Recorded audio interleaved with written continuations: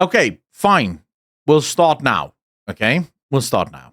Just so that you guys can stop bugging me and stop complaining about me not watching it already. We'll get going. Grofal, how you doing, brother?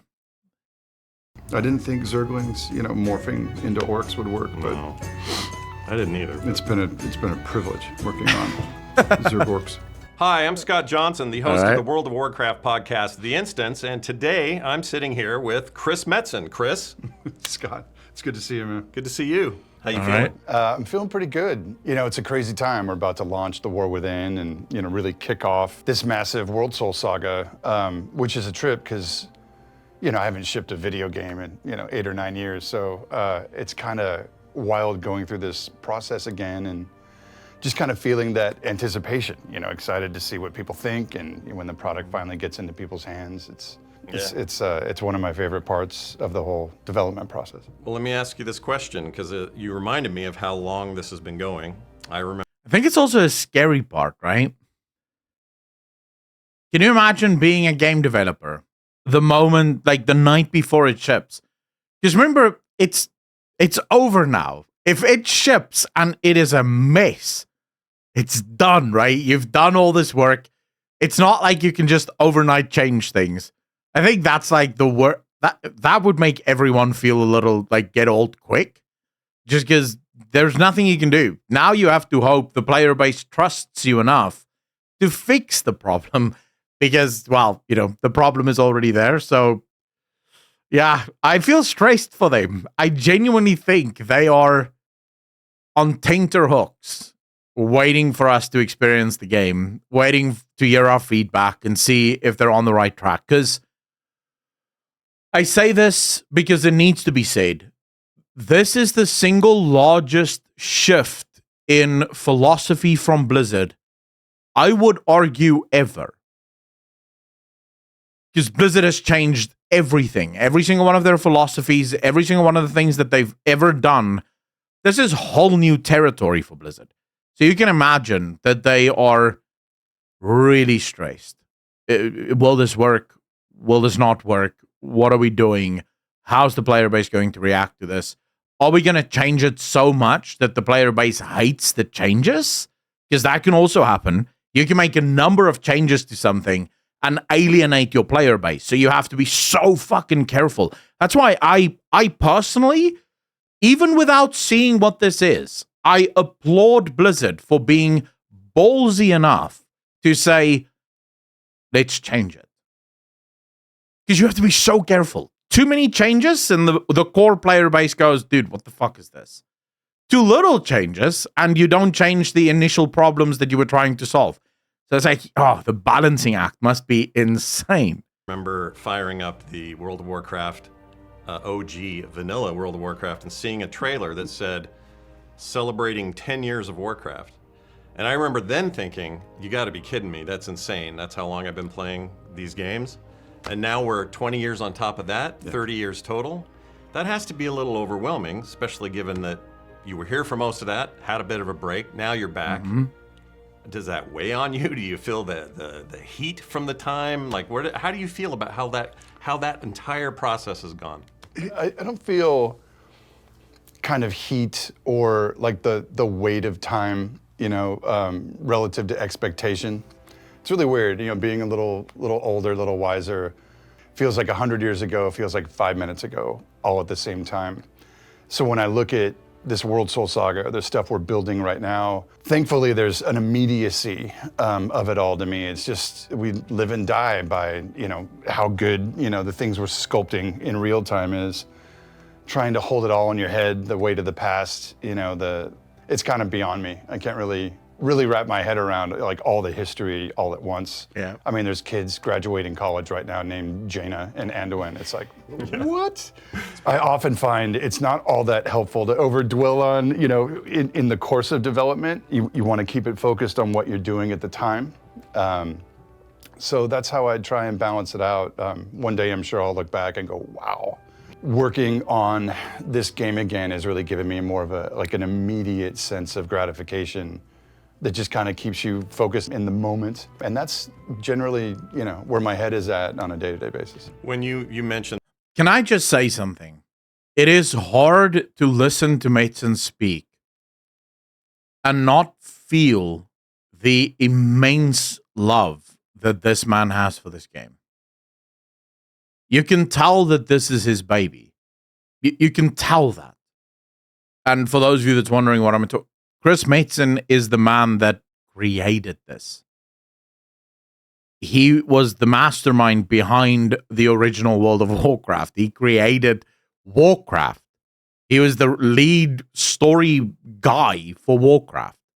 So you can imagine, for this dude, this is his everything. You know, this has been his life for more than 20 years, because Warcraft is a lot older than 20 years, and he comes from the original team that started Blizzard. So you can imagine, you can hear it. The way he speaks, there's an emotional attachment to it.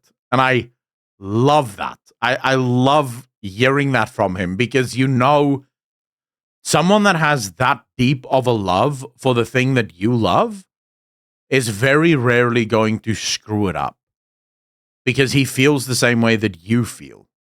Great Lasagna, how are you doing? Thank you so much for the follow. Really appreciate you. Welcome to the channel. Thank you, thank you, thank you. And people naming their kids after characters that you created, that you named, and that you developed and saw grow and evolve and everything. Something that's interesting about War Within so far, to me, is we're seeing the gang kind of back together in a much more complete way.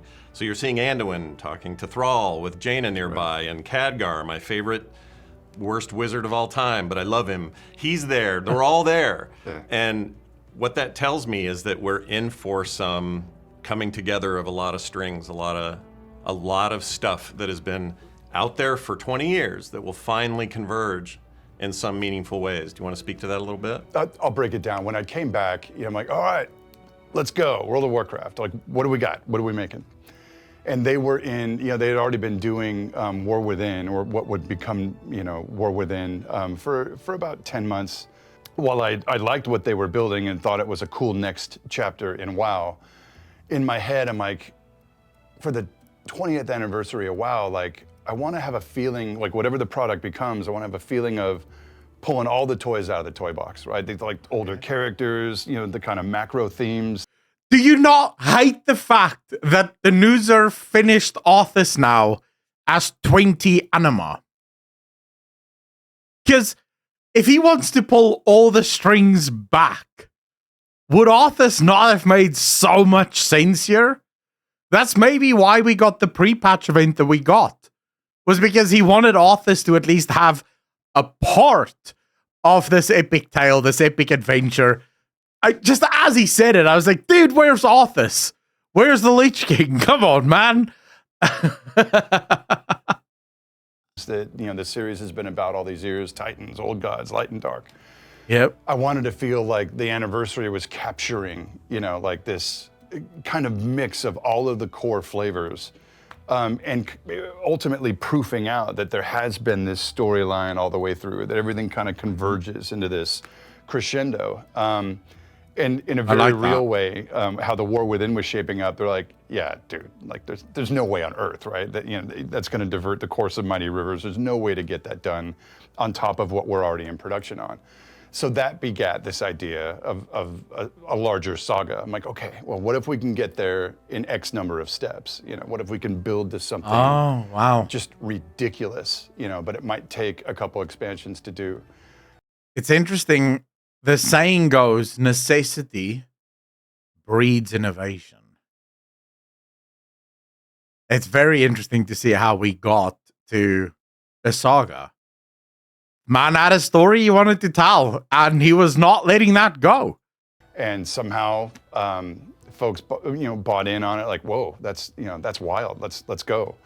And so, Taryn Gregory and I, Taryn's our, principal story developer. So we work together every day, and we talk a lot about, like, we want to involve all these epic characters, but like when they're in the scene, they eat all the oxygen, and they could just go off and solve for X.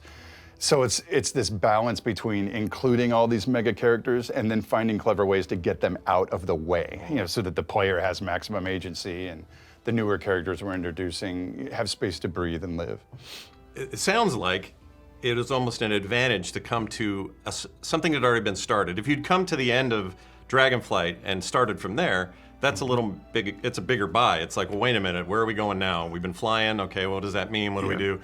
And instead, you were presented with some beginnings, and then you got to decide where those beginnings took you. And vector it a little bit. The trick to, after all these years, creative direction, which even today, I don't know that I could do a thesis on, right? Creative direction is as unique as the person doing it and the chemistry of the team that you're working with.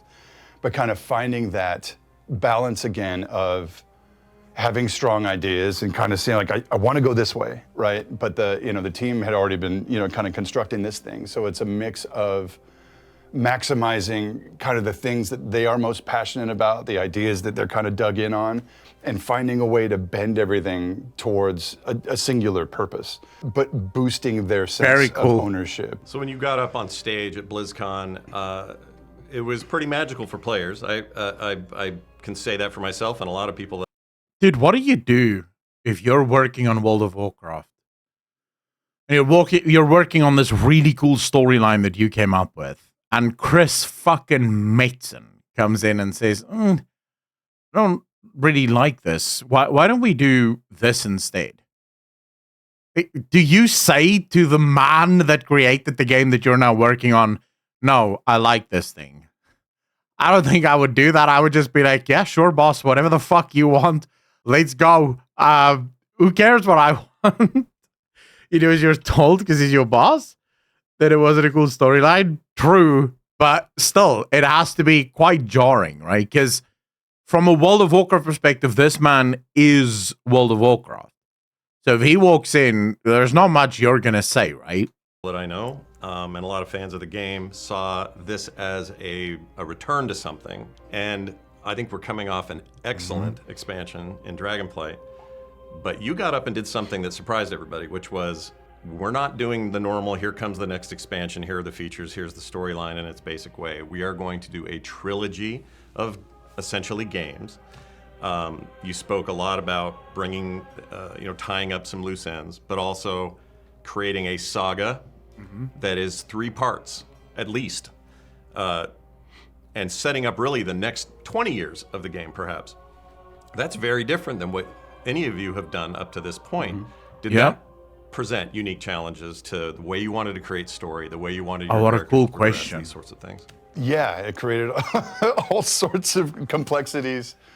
Under the hood a little bit, it's interesting in how when I came back on the team, the development process and even the conceptualizing process, like where does the expansion take place? What are the main themes? What's the focus? Really had become much more democratized, right? And people were, had kind of found their voice in the balance of all the special teams that comprise the World of Warcraft team. They'd really built the vision of Dragonflight together.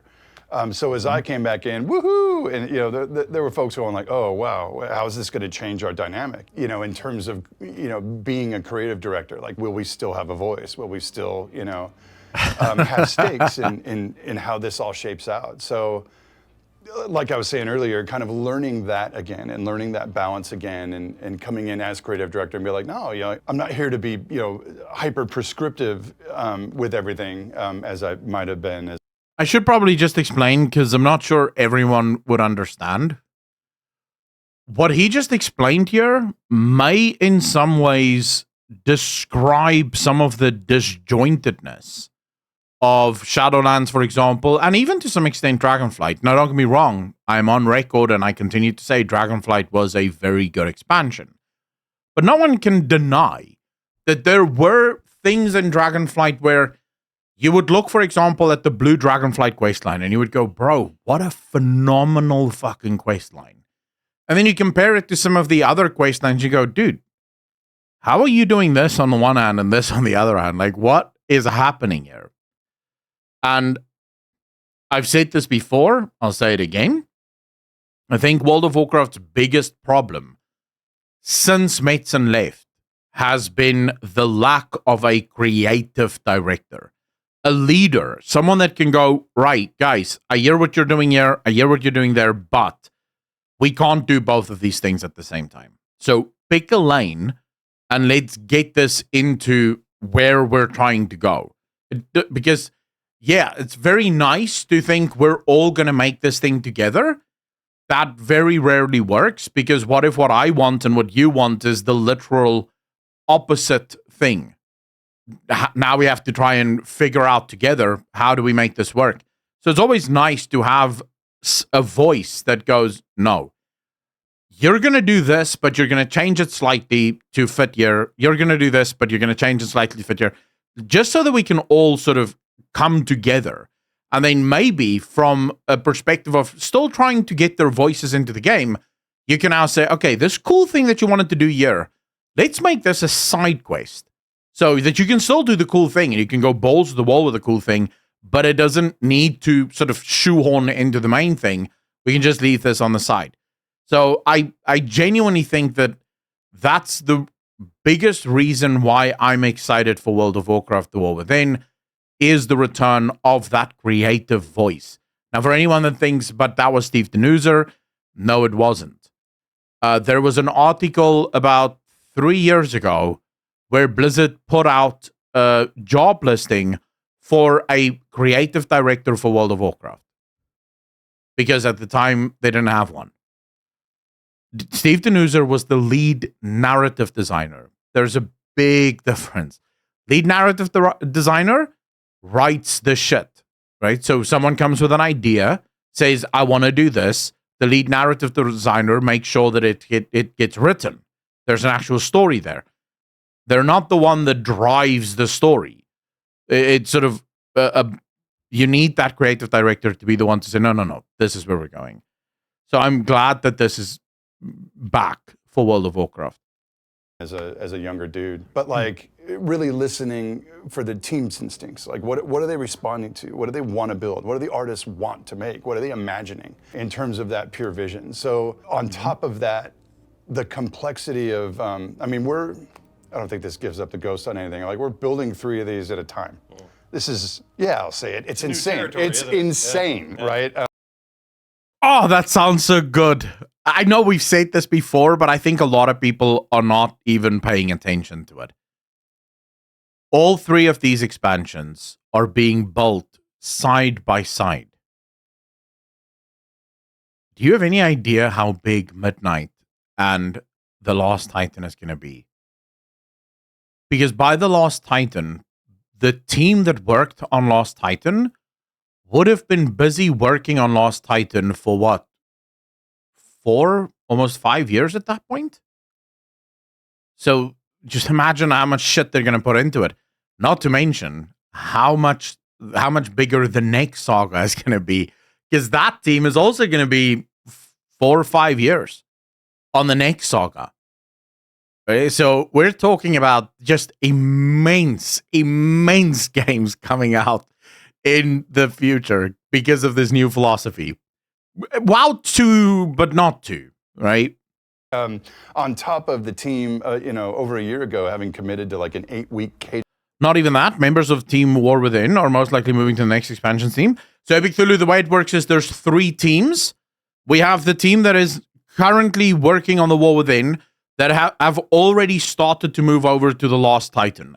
So based on what I've heard, the majority of the War Within team for the last 6 months have already moved over to the Last Titan. They're already working on the Last Titan. So now, round about now, the whole of the War Within team are already working on the Last Titan, because the 3rd team, who is called the maintenance team, they are now the ones making the content for the War Within mid-patch, right? So all the patches are made by Team 3. They're now doing the raids, the extra dungeons, balancing patches, storylines and stuff is done by this team. The Team 2 are already making Midnight, right? And they've been making Midnight for the last year now. They've been working on Midnight. So by the end of the War Within, Team 1 they've now been on Last Titan for 2 years. Midnight comes out. As soon as Midnight comes out, the team that made Midnight has already started work on the next expansion for the next for the next saga, probably like a year before. Most of the people were already moving over to the next expansion that's coming after the Last Titan. Team 3 is the one that moves from expansion to expansion, making the content for it. So you're talking about just a giant chain of content design that's happening. Yeah. So they're like frog hopping from one expansion to the next. And these teams are very static in what they do. So every team has the opportunity to become a master at what they do.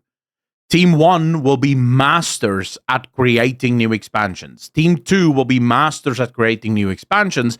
Team 3 will become masters at creating content for those expansions. So patch content and so on and so forth. So it's a pretty interesting thing. Drew, before before Chris Metzen came back, World of Warcraft had 2 teams. The first team would make the new expansion. Team 2 would be the ones that make the patches. So it was only 2 teams. So basically, Team 1 would only start the next expansion the day the expansion launches. Then the next expansion they start working on. And then Team 2 takes over. So that's why you had this. And the team was way too big. It was about 700 developers in Team 1, which is way too big. They split those teams now, so you have teams of about 300, which is a lot easier to manage. Yeah. So these folks are we are moving so fast. See, Vengeance, I'm reading your shit. The difference here is, guys like Taryn and I have to map out where we're going, like way ahead of the caravan, which is its own really interesting kind of work, right? Checking in with everybody. Does this feel cool? Everybody hip? I want to make sure that we're building things that, not only, again, my instinct feels are cool and fun, but that the team is proud to build and that they feel they have a voice in and, can express themselves through where the story's going, what the ideas are. We're already mapping out, whatever, 13.1. Danny, fuck you. I'm not I've always been a YouTuber. What are you talking about? I've always been a YouTuber, but I'm also reading Twitch. I'm just not responding to every comment because we're watching a video. But if someone says something that is related to the video and allows me to give a little bit more information, then I will respond to the comment. If Twitch wants me to respond to more of their comments, they need to say intelligent things. They come up with something intelligent and I'll immediately respond to it. On 13.2 and how they actually play out and connect, and it's wild. But in a way, you get to step back and see a far more cohesive vision and a far more refined idea over time. So, and without spilling any beans, it's like, we're already talking about the next few, post, upwards of like 17, and it's just keeping the conveyor belt going. Wait, what did he just say? Spilling any beans, it's like, we're already talking about, the next few, post, upwards of like 17. Did he just say they're talking about the next few expansions, obviously after the Worldsoul Saga, upwards of 17? Does he mean up to the 17th expansion of WoW? Or is he talking about 17 expansions after this one? I don't think it's 17 after fucking this one, right? Because that is a lot of expansions into the future. It might be 17.0, maybe 17, whatever. That's still a lot of expansions, though. Like, that is a crazy amount of expansions to be thinking about, no? And it's just keeping the conveyor belt going. It's like we're loud and clear. The fans want more content, more regularly. So, in a way, just staying ahead of that curve and making sure that everything, again, is of purpose and telling this much longer story. It's been a blast. The pure creative on Warcraft, for the past year and a half has been, how would I put it, over such a long span of time. I want to say it's one of the most nuclear creative phases I've seen for Warcraft. But the pace is wild, right? Like the pace is wild. And it's like I ain't 30 anymore, so we joke around all the time like, we need to start instituting, company naps in the middle of the afternoon for the old folks. But it has been pretty amazing. That's a great way of thinking about it. Speaking of personal connections to characters. I think it also makes a lot of sense because Because it's easier to do stuff when you know exactly where you're going. So I imagine for someone that's working on World of Warcraft now, it is so much easier to create content because they know exactly where they want to go. If it's 17.0, they already have an idea of what 17.0 is going to look like. So designing now, you're designing knowing that that's where you want to go. It just makes it so much easier to come up with ideas and to have new ideas that fit into that, which is phenomenal. They need to plan years ahead. They should have already been doing that, to be honest. Zilly, I think from Blizzard's perspective, not to be too negative, but Bobby Kotick ran Blizzard as a money-making machine. So the idea was never to do a successful, hyper-successful World of Warcraft. And because they were only ever focused on how much money can we make in this expansion, you're not really going to think about how do we make the best possible game. Because who fucking cares, right? As long as we can monetize this game, we don't really give a shit about how good is this game going to be. And you can tell that there's been a marked shift away from how much money can we make to if we make a brilliant game, we will make money. Because that's the natural rule of things. If you give people what they want, they will buy it. Here's a story. Somebody close to you, who I think is a very wise human, Here we go. once said, online somewhere, that Chris is Anduin in some ways, kind of worn out, beaten up by a straight period of like nonstop work, right? But also on the other end of it, he's a little bit back to being Thrall again. And those two characters represent these two parts of who this person is. How much of these characters moving forward or even in the past have represented you where you were in your life? Like some people say, well, the early versions of these characters are they were so metal. Like even Tauren chieftains, they look like, these metal dudes and everything. Yep. And now they're aging, right? They're maturing. They're moving on in the world. Like you are, like everyone who's worked on this does. Like, that's time. Do you think that's a fair thing to say, that we'll see? Nathan King, not necessarily. Because you have so much time, that flexibility becomes a lot easier now, right? Because you have that time to respond, but also because the expansions are no longer going to be that long. If you do make a mistake in an expansion and you kind of fuck stuff up a little bit, people don't have to wait 2+ years in order to get the fix on that. You'll fix it quickly, right? You'll fix it by the next expansion already. But I think it's also a big thing that should be mentioned. There was a giant period during World of Warcraft's life and lifespan where the Blizzard developers really didn't pay attention to the player base.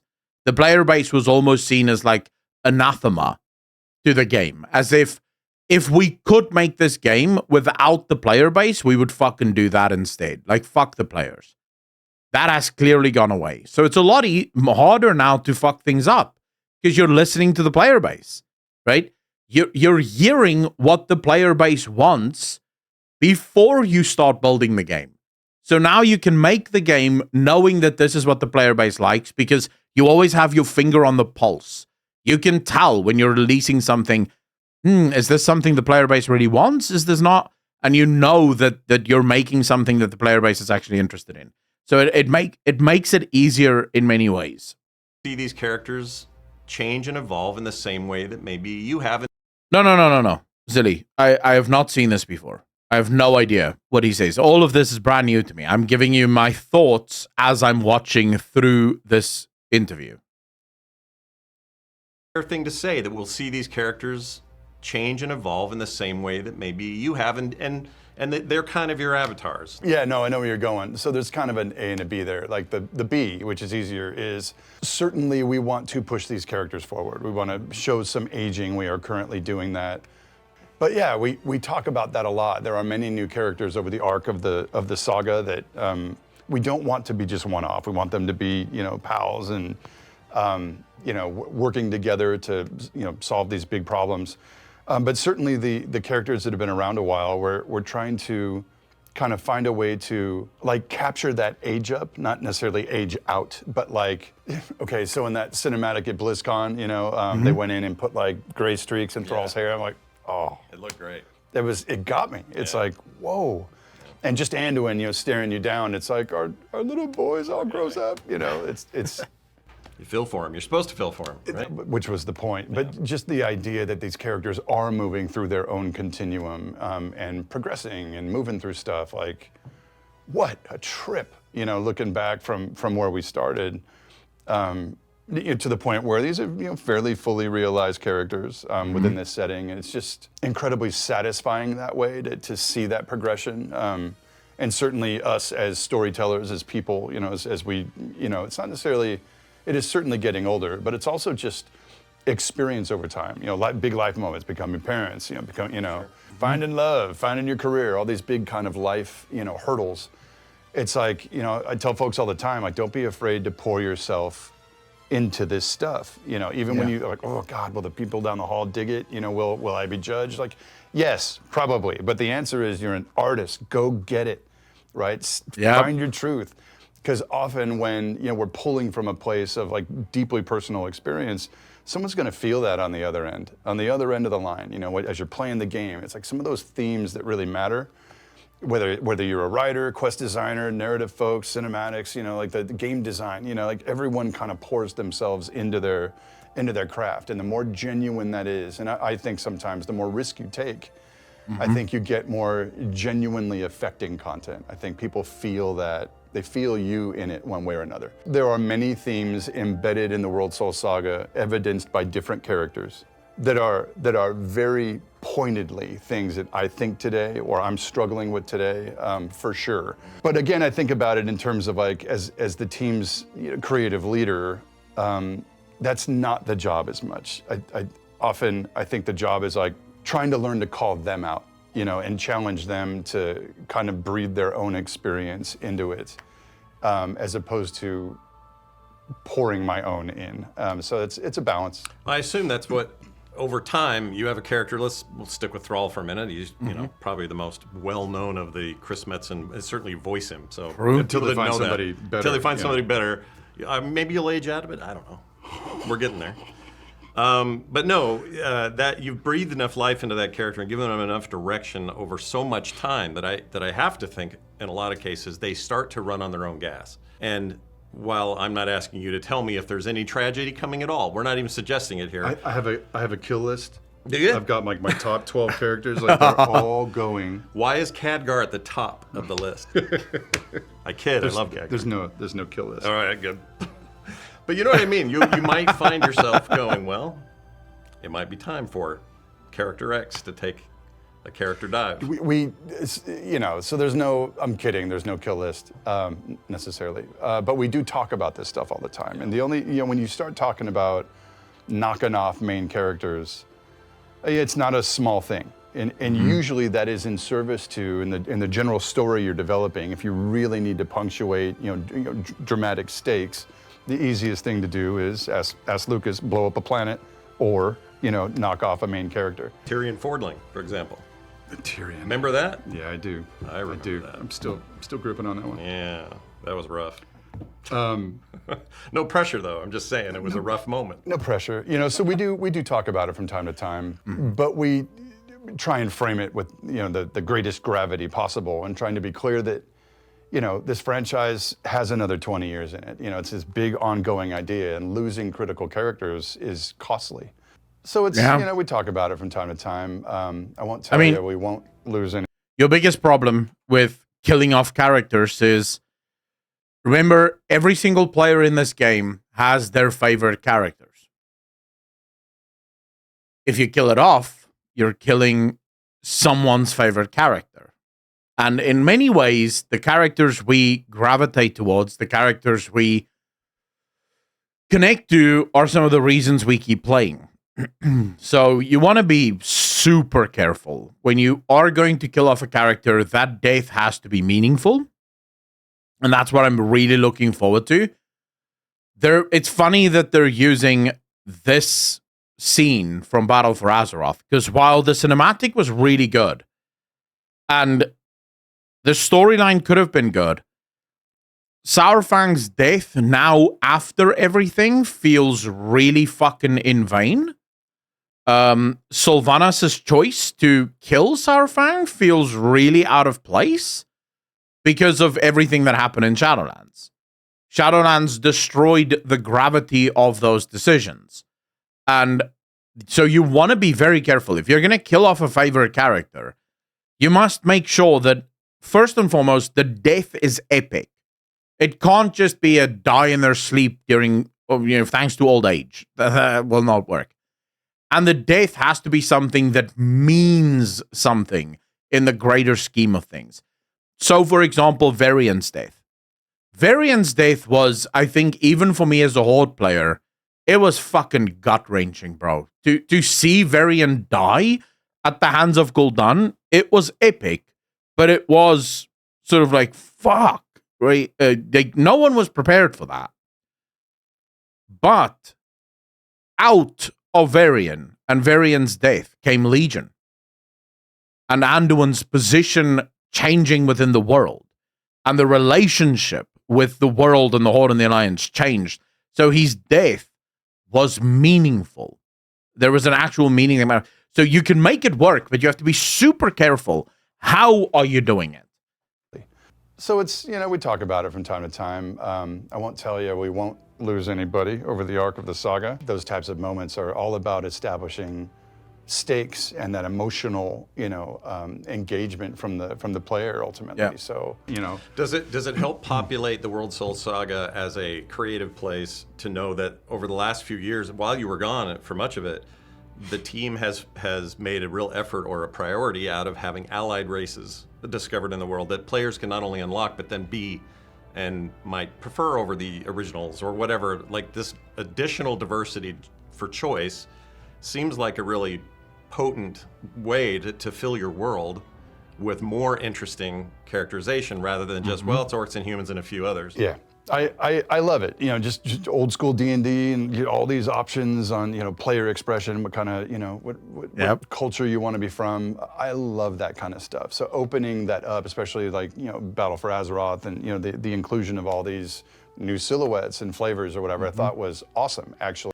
Nerubian allied race Wayne. And also, it should be mentioned, when will the Draconet finally be Drakthir? Like, when can I roll my dragon that doesn't look like a pussy? Because I want a dragon that at least looks like he lifts, rather than the one I have now. Like, if I could be a Draconet and be Drakthir, I would 100% be Drakthir. Because they look badass. I just don't like the Drakthir right now. They're too human-esque. They give me way too much. I don't know. Like, it's human, but just scaly. I don't like it. And even the ones I didn't think I would play, I wound up, I rolled a Volpera hunter, and then I consistently dress him like Robin Hood from the old Disney movie. So it's like, I actually really dig a lot of the flavors that have been added over time. Like, it's in my opinion, the water's warm, everybody in the pool. I think WoW can stretch and grow to, encapsulate all of these flavors. I think given someone, it's important to remember that you are playing an RPG. And what is it that you want in an RPG? You want everyone to have choices, right? You want people to have choice. You want people to have as much choice as they possibly can have. And the one thing you don't want is that choice to be forced. So this is one of the reasons why I argue we should do away with the factions, at least the hard line of the factions, because I don't understand why, if I want to play an orc, but I like the philosophies of the Alliance more, and my friends play Alliance, why can't I be an orc and join the Alliance, right? Because right now, it's really only small ideological differences between the factions. It's not large, gaping war chasms that exist between them anymore. So I think more choice is always more better. Now, fuck that. I wouldn't join the Alliance. but I'm saying if I wanted to. I'm using a hypothetical, just so that the Alliance players feels a little represented here as well. Look at me, caring about your representation here. But no, fundamentally, I think it's always good to have more choices. So while I will never in my fucking life roll Volpera, because, well, I just would not. It's like Goblin. We'll never roll Goblin. We'll never roll Gnome. We'll never roll Dwarf. I understand that they're there, and I like that they're there, because some people want to play those things. And I think that's perfectly fine. Players more options, more visual options is awesome. At the end of the day, I think, erring on the side of, player choice, player agency is the right move, like why you're playing this game in the first place, right? When you imprint, especially when it's your character, when you imprint on a look or a vibe or, like a vision that you connect with, it's like, go, get it. So let's bring it full circle to what is imminent, which is the war within. Players have a lot of expectations. Some of it is based on just excitement because there is a 3-part saga coming. They're not used to that. There's a whole new structure to this. So I am super excited for that. Who are pins and needles about this next expansion, the start of the big grand story. As we were talking about earlier, we've never been in a situation where we've shaped the whole giddy up, all at once. So there's the adventure component of the War Within, and then there's the max level campaign, and there's the subsequent patches, and it's all been designed to kind of play out over time. Narrative threads and sinews, kind of linking everything together. Personally, a little biased, but I think it's off the hook, right? At the end of the day, I would want people to remember it is still only, however, part one of a much larger narrative. So he said something very interesting. It's something that I've been trying to nail home to the player base for a while, at least to my viewers. So if you're someone that's here for the first time, you've never watched any of my videos, you need to know this. Think of War Within not as a continuation or the penultimate crescendo of the WoW story, pretty much like every other expansion has ever been. It has to be this giant big thing, because every expansion has pretty much always been sort of like in its own dome and doesn't exist with everything else. You have to think of the War Within as the opening scenes of Lord of the Rings. Think of the War Within as the first movie, Fellowship of the Ring. That's what you have to think about. It might not have the giant wars and the giant battles and the fucking Sargeras returning, but that's because it's only the start, right? It might end a little weird, and we're going, wait, but this is not how expansions end. But that's because it's not the end, right? It's only the start. And I'm so excited for it, but I can already tell that there will be players that go, what the fuck is this, bro? That's not how it ends. Where's the giant cinematic? Where's the boss that we're supposed to kill here? And it's like, dude, calm down. It'll happen, but it's not yet. Just give it time. Let them cook. And I would want people to look at it that way. It's meant to rise and, crescendo with its own max level campaign. Will I be expected to walk in Quest 1 and yank the sword from the planet? Oh, that's an interesting one. I would say to that, I'm glad you brought that up. Actually, the sword, the resolution of the sword that we started with at BlizzCon, actually, that's a 13 thing. We're going to build to that. And it's shit. It's a doozy. One does not simply yank a sword from Azeroth. I would even say you are not prepared for that moment, and leave it at that. But it is a 13 issue. Ultimately, things like you are not prepared for that. All right, so Illidan reference there. 13 reference there. So we definitely have a resolution fucking finally to that sword. And hopefully, this is a wish list for me. I'm not saying that it is the case, but hopefully with them knowing exactly where they're going, it is not going to feel like a lot of other things in World of Warcraft where, at the time of Shadowlands, I said this. What I hate about World of Warcraft storytelling is you'll see an event be set in motion, Then nothing happens. So it's like fucking birds chirping. No noise, nothing. And then suddenly you see the conclusion of the thing, right? And I really don't want that. I want us to at least maybe just 1 or 2 patches per expansion deal with the sword. So maybe, maybe Khadgar isn't dead and Khadgar calls us and says, listen here, we need to figure out what to do with the sword. This sword is clearly causing a lot of problems, especially since we know the sword is the reason why the crystal is changing from void to light. So maybe they're saying we need to figure out what to do with the sword. So now we have this ongoing back burner quest line that deals with the sword to some extent until we have the penultimate moment in 13.0, which makes it a lot more believable. The last thing I want to see is 11.0, no sword. 12.0, no sword. 13.0, boom! Sargeras is back, grabs the sword, and cleaves the planet in half. I say, dude, why have we not dealt with the sword up until this point? Why did we have to wait 6 years to finally see the planet be cut in half as a result of the sword, right? So I want to see at least some changes to the sword, and the player needs to be involved in the story, is what I'm trying to say. Like Xalatath, we've been doing a lot of work to kind of build her up as a very different kind of villain. She is not like a Deathwing type, villain where, he's flying and burning everything and like, oh crap, we're gonna, like clearly he's where the storyline ends. She's built in such a way that like we're gonna be confronted by her and face her multiple times over the arc of the saga. So nice. it's not going to be this, one and done type like, oh, she's the raid boss. Oh, bro, that excites me. It means Xalatath does not die in the first one, and Xalatath is going to continue to play a role. And I genuinely, I'm going to go out on a limb here, and I'm going to say we're probably never going to kill Xalatath, at least not in this saga. Because Xalatath as a mega villain, like Sargeras on the same level, works.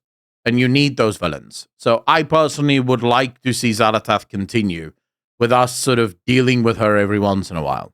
Boss. She's meant to, kind of weave in and out of events over time. So that's something I would say. But definitely the sword thing sticks in my head. Like certain of these themes are built to play out over time. Nice. So I hope people are into that. I hope they're into, a longer form engagement. Yeah, in a way, so many of our expectations kind of, crystallize around like, well, wait a minute, I didn't get the full meal I was expecting in 11.0. It's not built to be that. It's built to be part 1. So nice. Buckle up. The ride will be, I hope, insane and insanely fulfilling. Going Here back we go, to boys.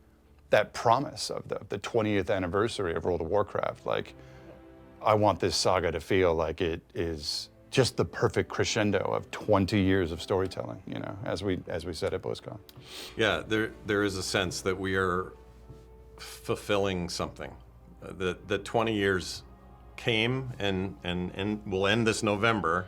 I guess November's launch, right? Yeah, 20-year anniversary will be this November.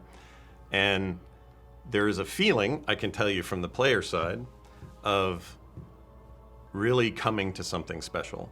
And I know that puts pressure on the team when players collectively have an idea that they think should happen, and then the team's like, well, we're kind of going a different way. But I don't know that I've felt this much positive feedback in a long time about just where things are headed. And nobody says that about a 20-year-old property usually. Usually we're like, there's not a lot of precedent we have, right? Like that's the same contiguous project. There's plenty of game series run for 20 years, no question. But like, it is honestly a blessing and often sometimes a hindrance. Just trying to sift through the sheer volume of all of these details. Poor Sean Copeland, right? Just trying to keep it all, make it all make sense. But it is also its principal strength. Particularly because it's an MMO and a video games, because you've lived these moments. You didn't just passively watch. You didn't just, read a book or watch a movie. You've lived these moments and they matter and there are stakes. So as complex as it is to try and push the world forward without breaking everything that came before, which is its own kind of challenge, it's a very noble challenge, right? It's a privilege to tread water in this complexity of this setting. After all of these years, it's amazing that it's still the same stakes. It's still the same world that you've always known. Well, there's a future I see where you're, reclining in some sort of chair. With the blanket over my Blanket knees, over your sitting by a knees, fire, keeping you warm, and you're looking back and you're thinking... telling kids to stay off my lawn. I Yeah, know, exactly. I know. And they're all in their haptic suits playing whatever version of WoW they have, and looking back at Grandpa's accomplishments, and I think it looks like something to be pretty proud of already. Well, I, for one, could not be more excited about this next expansion and the entirety of the Worldsoul Saga, and I think you and your team should be proud, and I wish you guys nothing but luck in the next few weeks. Thank you, sir. Thanks so much, Scott. It was good fun. So I will say the one thing that also seems to be sort of on the cusp of taking shape, and I'm only saying this because I've seen so many interviews from so many different developers, is it appears as if there's once again a company culture that is starting to be created, where you're not just working at a company. There's a culture. And that culture creates with it cultural memory. And that cultural memory can be passed on to new developers that start working there, where as new people come in, they're almost trained to think like a WoW developer would think about something, rather than just thinking like a developer, right? Which is a whole, like, when you're making video games, when you walk into a company and you're just a programmer, that's one thing. You're given a code and you have to make the code work. It's not that big of a deal. Well, I'm not saying it's easy. Kiki, don't fucking kill me. I know it's hard, but what I'm saying is, as a game, there's a history and an expectation from the audience that requires everyone in the company to have the same vision, to know exactly where we're going, what we're making, and how we're making it, and how do the player base want to see this made. Those things are super important to the overwhelming success of anything. And it feels like that is back, and it is starting to go. So I personally get the sense, I don't know why, but I have this feeling that we're in for something truly spectacular.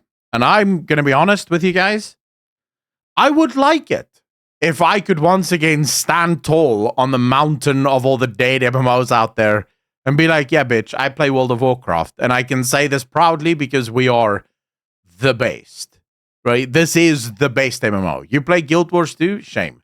You should try WoW. It is just objectively better than whatever the fuck you're playing. I would love if we could get back to that, because we could have said that for pretty much all of WoW's history. We could say that and it would be true. We were objectively the greatest MMO out there. 100%. So yeah, I'm here for this. 100%. What do you guys think of the interview? I know most of you already watched it, so now you can ask your questions.